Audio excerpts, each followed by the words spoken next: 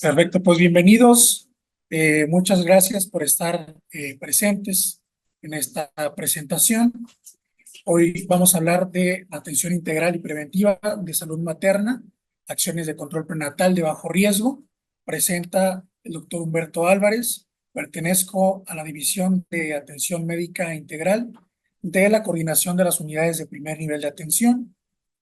Y bueno, hoy quiero empezar recordando un caso que tuve en el internado de pregrado, el cual me impactó mucho, ya que era una paciente de 15 años, era una paciente que ya venía en labor de parto y curiosamente esta paciente no había tenido un control prenatal, ni siquiera sabía que estaba embarazada.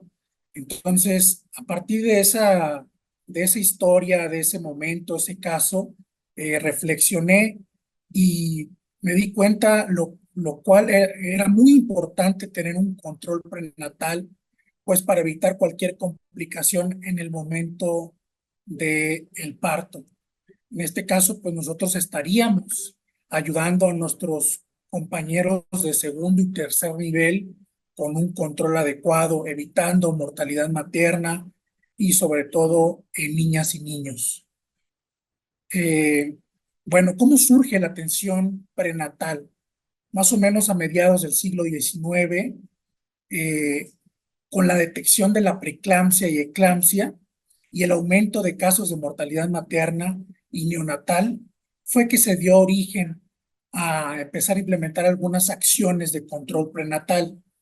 Estas acciones fueron a partir de un folleto que se creó en una universidad en Estados Unidos. Este folleto duró incluso casi un siglo con eh, con estas mismas acciones y poco a poco fue cambiando. ¿Ok? Entonces, con esta pequeña introducción vamos a dar eh, inicio a lo que nos compete. Bueno, en un inicio, cuando nos llega una paciente con una sospecha de embarazo, eh, lo primero es que hay que tener certeza de que si ya tiene una prueba confirmatoria. En un caso donde tuviéramos una paciente que trae una prueba positiva, pues lo inicial sería confirmar cuánto tiene de edad gestacional, fecha probable de parto. Y esta nos lleva a otra categoría que tiene que ver con este cálculo. Existe algo que se llama la regla de Neagle.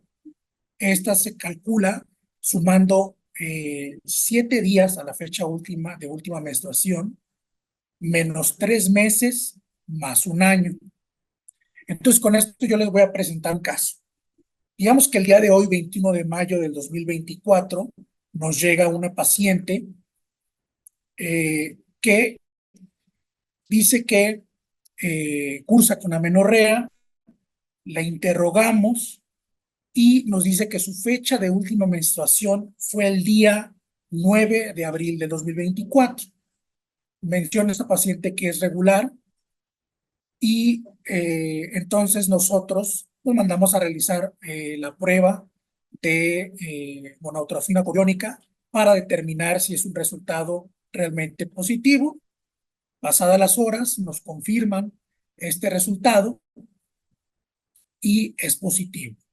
Entonces, considerando esta fecha, que es confiable por la paciente, con esta misma regla determinaríamos la edad gestacional y la fecha probable de parto. Entonces, les doy un espacio, pongan pausa este video y empiecen a realizar el ejercicio para determinar eh, cuál sería la fecha probable de parto. ¿De acuerdo? Lo vuelvo a repetir. La regla es más 7 días menos 3 meses más un año. ¿De acuerdo? ¿Ya tienen el resultado? De acuerdo. Entonces, el día 16 de enero del 2025 sería la fecha probable de parto. ¿De acuerdo? ¿Cuántas semanas tendría hasta este momento. De acuerdo a la FUN, tendría 6 semanas de gestación. Es muy importante que la paciente haya acudido en estas fechas, porque con este cálculo nos va a permitir planear y de esta forma vamos a poder solicitar los estudios, solicitar los ultrasonidos que sean necesarios para tener un control adecuado. Siguiendo este algoritmo, nos comentan la determinación del trimestre del embarazo. En este caso estaríamos a las 6 semanas. Aquí el algoritmo nos señala que cuando se encuentre menor a 13.6 semanas, se le solicitaría un ultrasonido gestacional. Estos ultrasonidos son transvaginales y nos permite tamizar si existe alguna aneuploidía o las características del feto. En este caso, pasaríamos para determinar si la edad gestacional es confiable o no. Veríamos de alguna forma. Si no supera los 7 días, nos quedamos con la edad gestacional por la fecha de última menstruación. Si esta fecha supera los 7 días, tendríamos que tomar en cuenta el resultado que nos arroja el ultrasonido gestacional que se solicitó en estas fechas mencionadas.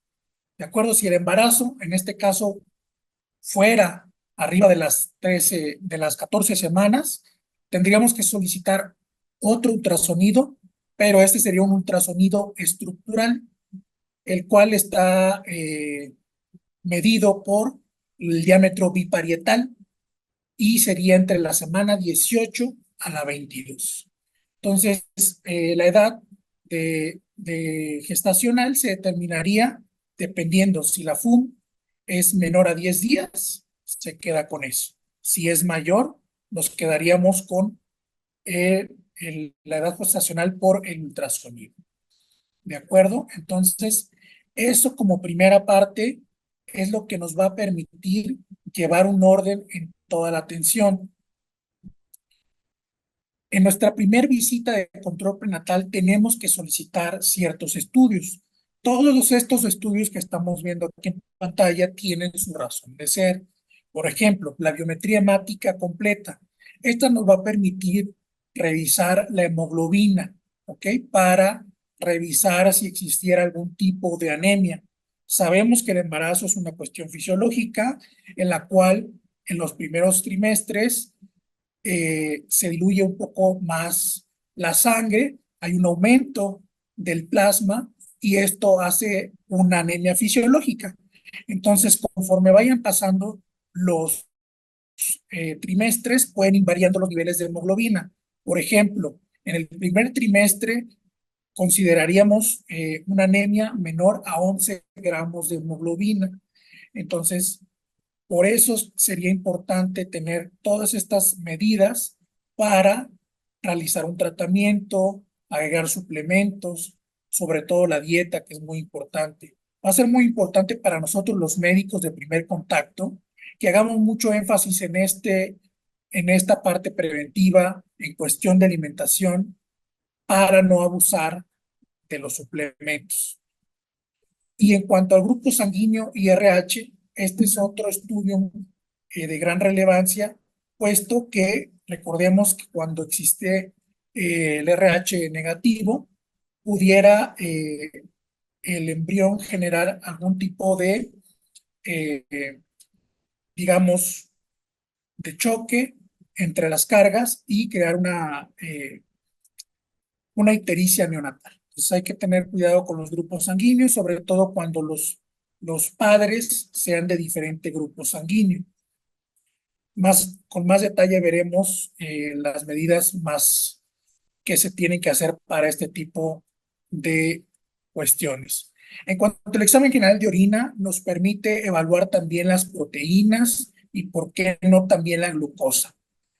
No es el estudio más confiable, pero sí nos permite también incluso evaluar si existiera alguna bacteria asintomática. Si tuviéramos un urocultivo, sería lo ideal. Si no existiera, el examen general de orina puede ser una muy buena opción.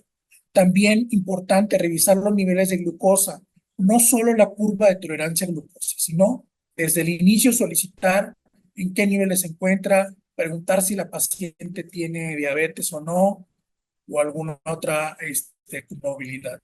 Y en cuanto a la creatinina y el ácido úrico, puede verse aumentada, en este caso el ácido úrico disminuido, cuando existiera alguna cuestión de la tasa de filtrado glomerular.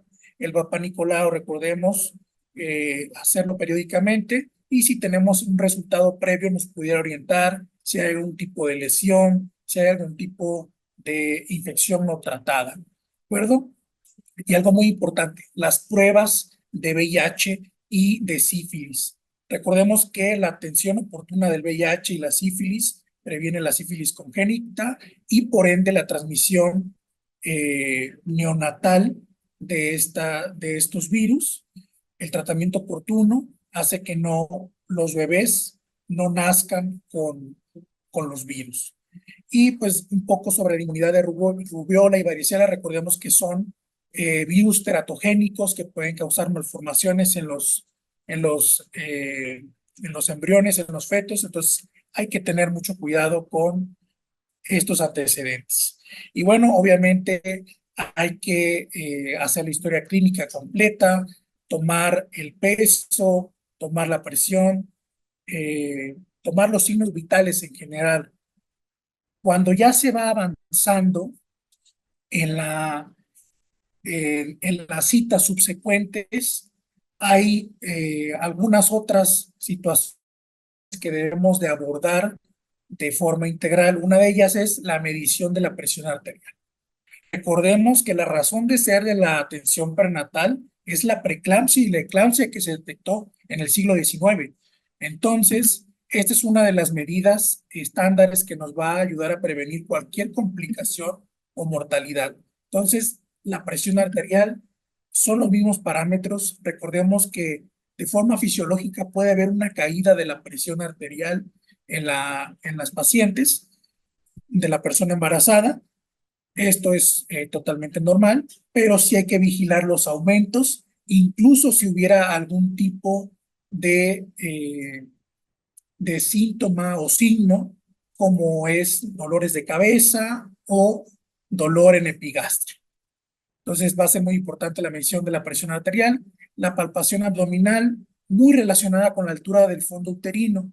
El fondo uterino lo podemos empezar a medir a las 20 semanas de gestación y curiosamente a partir de la semana 24 tiene que coincidir la semana con la cantidad de centímetros del fondo uterino, es decir, si estamos en las 24 semanas, va a medir 24 centímetros, más o menos 2 centímetros. ¿Por qué va a ser importante la altura del fondo uterino? Esto nos pudiera señalar algún polidramnios, oligohidramnios, algún retraso o restricción del nacimiento, entonces hay que poner mucho énfasis en esta cuestión. El latido cardíaco fetal lo podemos ya empezar a medir a partir de las 10 semanas de gestación con un ultrasonido Doppler. Es importante que contemos con esto en las unidades de primer nivel para estar revisando el latido cardíaco, que esté en los límites óptimos, que no existiera por ahí algún riesgo de sufrimiento fetal. Entonces, esto nos pudiera permitir valorarlo. Los exámenes generales de orina que habíamos comentado para seguir determinando si existe o no la aparición de alguna infección de vías urinarias asintomática, si existiera incluso niveles de proteína que nos pudiera hablar de algún dato de preeclampsia.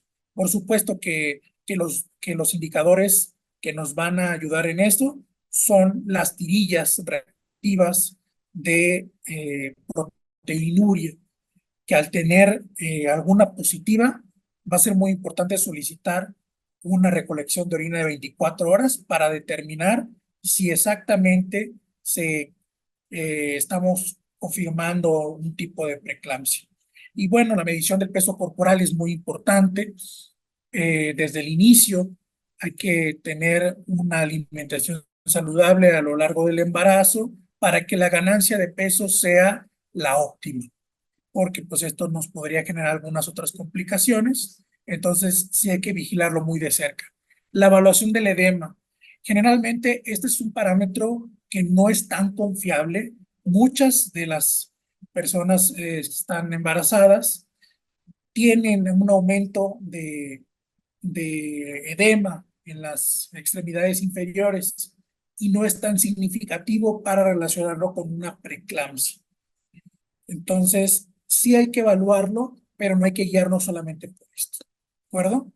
Entonces, ya pasaríamos de lleno a estos algoritmos que estamos presentando aquí, que son las complicaciones menores que pudiera haber en el embarazo. De acuerdo de las complicaciones, tenemos que existen pacientes con vómitos en el embarazo. Es un síntoma muy común en el embarazo. Sin embargo, cuando existieran 6 o más vómitos al día y que nos generara algún tipo de desequilibrio hidroeléctrico, nos pudiera hablar de algún tipo de hiperemesis gravídica. Entonces, esto obviamente sí se tiene que referir. Esto no se puede quedar en el primer nivel de atención, pero vamos a tratar de manejarlo cuando sea menor de 6 vómitos al día. ¿Qué medidas se pueden tomar en esta situación? Pues sí, ya tendríamos que utilizar algún tipo de medicamentos que no sean teratogénicos, ¿de acuerdo? Hay muchos que pudieran ayudarlos, la metoclopramida, incluso la hidroxicina es un buen medicamento que nos ayuda para prevenir los vómitos. Sin embargo, recordemos que podemos implementar situaciones que tengan que ver con la comida. Muchas veces recuerden que por el alto nivel de progesterona, el vaciado del gástrico es más lento, por ende la comida se queda más tiempo. Entonces los olores, prevenir el estar expuesto a ciertos olores de comidas fuertes, pues evita que existan este tipo de síntomas, ¿de acuerdo? Entonces vamos a ver esa parte. Siguiendo el algoritmo, nos dice que una dieta blanda, seca o fraccionada en 5 o 6 tomas al día pudiera ceder. Remiten los síntomas en 15 días o menos. Se continúa con la atención aquí en el primer nivel. Si persiste más de 15 días, más de 6 vómitos al día con desequilibrio hidroeléctrico, pues como les comentamos, sospecharíamos de una hiperemesis gravídica y hay que referir a urgencias. Muy bien, si no existiera, se sigue revalorando y se da un tratamiento del que ya mencionamos. En el caso de una paciente con sangrado transvaginal en el primer trimestre, es importante que nos acotemos al contexto, ¿de acuerdo? Primer trimestre, si nos pudiera hacer una sospecha de alguna amenaza de aborto. Si estuviéramos ya en el tercer trimestre, pues pudiera ser el inicio del trabajo de parto. Entonces, hay que ponernos en ese contexto. Es una paciente en primer trimestre y lo primero que haríamos sería hacer una exploración ginecológica, obstétrica, para revisar si existe o no una modificación del cervix uterino. Si existiera la modificación del cervix, esto nos habla de un aborto en evolución. Entonces, hay que enviar a la paciente a urgencias, segundo nivel de gineco-obstetricia para que le hagan una evaluación integral.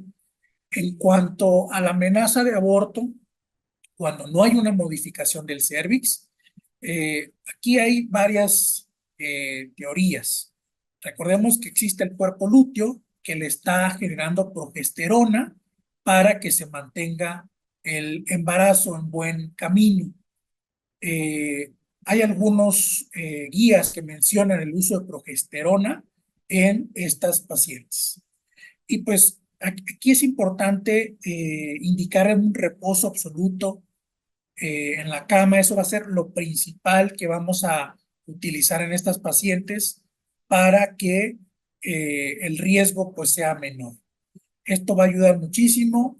Es importante también hacer una evaluación de las hormonas, una evaluación tentativa de la gonadotrofina coriónica para evaluar este cuadro. Si vemos que la hormona sigue subiendo, significa que esto le va a dar mucho más estabilidad al embarazo. Algo que se me olvidó mencionar de acuerdo con los vómitos, eh, es que también estos vómitos cuando están muy aumentados, es importante también incluso que podamos medir la hormona gonadotrofina coriónica. ¿Por qué? Porque un aumento en la hormona de forma muy extrema nos puede indicar que se puede tratar de algún embarazo ectópico, incluso de una mola. Entonces hay que estar evaluando esta hormona si tuviéramos estos datos muy aumentados. Entonces es una recomendación que se puede utilizar. Y bueno, en cuanto a esto que estamos hablando de la amenaza de aborto, si remiten los síntomas, pues se sigue valorando la valoración aquí en primer nivel de atención. Y si continuara la modificación del cervix, ya estaríamos hablando del aborto de inducción. Entonces, obviamente, pues sí hay que enviarlo a urgencias.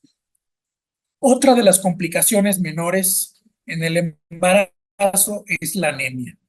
Recordemos que esto puede hacer una presentación clínica, puede haber una palidez en tegumentos, puede haber taquicardia, fatiga, hemoglobina menor de 11 gramos por decilitro o un hematocrito menor de 35%.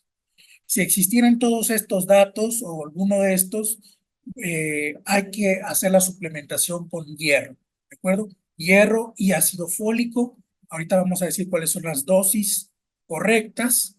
Y bueno, se investigarían otras causas. Si en dado caso persistiera esta hemoglobina disminuida, puesto que pudiera haber algún tipo de sangrado que no esté detectando la paciente. Entonces, se da el tratamiento, se vuelven a solicitar los estudios para valorar la hemoglobina, el hematocrito, y en dado caso que no tuviera una dosis correcta, se reajusta y esto nos permitiría controlar la anemia. ¿Ok? En el caso de la cervicovaginitis, es una de los padecimientos más frecuentes, puesto que existe mayor presencia de estos fluidos y hay que tener mucho cuidado, entonces, porque esto pudiera generar un aborto, una ruptura prematura de membranas, entonces hay que tener cuidado con estos padecimientos. En cuanto la paciente, pues, llega, ha estado normoevolutivo su embarazo y presenta prurito vaginal y leucorrea. Lo primero que hay que hacer es solicitar un exudado cervical con froticicultivo. ¿Por qué? Porque esto nos va a permitir detectar qué microorganismo es al que debemos de atacar para que sea un tratamiento específico, ¿de acuerdo? Si se trata de tricomonas o gardенela, iniciaríamos con un metronidazol, ¿de acuerdo? Estas serían tabletas vaginales, una cada 24 horas por 10 noches. En el caso de que se tratara de cándida, aquí se utilizaría miconazol en crema vaginal, una aplicación tópica cada 12 horas por 7 días, o pudiéramos optar por la nistatina en óvulos, igual uno por la noche por 7 días. En cuanto a otras bacterias gram negativas, aquí se recomienda igual la nitrofurosona en óvulo vaginal cada 12 horas por 10 días. Se erradica la infección, pues se sigue revalorando y aquí en el primer nivel. Si no hubiera mejoría, se tiene que enviar al segundo nivel. acuerdo? Y ahora seguimos con las infecciones de vías urinarias bajas. Estas infecciones se pudieran llegar a confundir con una cervicovaginitis. Solo recordemos que las infecciones de vías urinarias causan disuria, poliacuria, tenesmo. Incluso, pues aquí tendríamos que solicitar el urocultivo para que nos mostrara que hay más de 100,000 unidades. Entonces, esto nos haría prescribir el tratamiento de elección. ¿Qué tratamiento es el de elección? Es la amoxicilina de 500 miligramos cada 8 horas por 7 días. Recordemos que esa amoxicilina solita, sin trimetoprim, ya que esto puede también incluso generar algún tipo de teratogénesis. Y la nitrofurantoína también, esa solamente está recomendada en el segundo trimestre. Entonces hay que tener mucho cuidado con el uso de estos medicamentos. Incluso trimetoprim y sulfamethoxazol son medicamentos de primera línea para las infecciones de vías urinarias. En este caso, tampoco están considerados por esos niveles teratogénicos. Incluso, pues recordemos que existe una clasificación de los medicamentos que debemos de evitar en el embarazo, que son la mayoría. Entonces, pero tampoco podemos dejar sin tratar este tipo de infecciones, porque recordemos que nos pueden generar algún tipo de aborto o alguna ruptura prematura de membranas cuando nos encontramos en trimestres avanzados. Entonces, la pielonefritis es una complicación que pudiera ser de la infección de vías urinarias. La pielonefritis pues, se caracteriza por tener una fiebre alta, arriba de 38 grados, puede haber un dolor lumbar, realizamos la prueba de Giordano positivo, está presente. Entonces, si prevenimos la infección de vías urinarias bajas, podemos evitar que llegue a la pielonefritis. Incluso, pues está documentado que las cálices del riñón tienen una ampliación durante el embarazo y esto propicia todavía más a las pielonefritis. Entonces hay que tener cuidado con esto y si no hubiera mejor, también se tiene que referir al segundo nivel de atención. De acuerdo. Entonces, ¿qué recomendaciones vamos a dar de acuerdo a los suplementos? Tenemos el ácido fólico y el hierro. Recordemos que el ácido fólico es una vitamina que nos va a ayudar a reducir la incidencia de los efectos del tumor neural.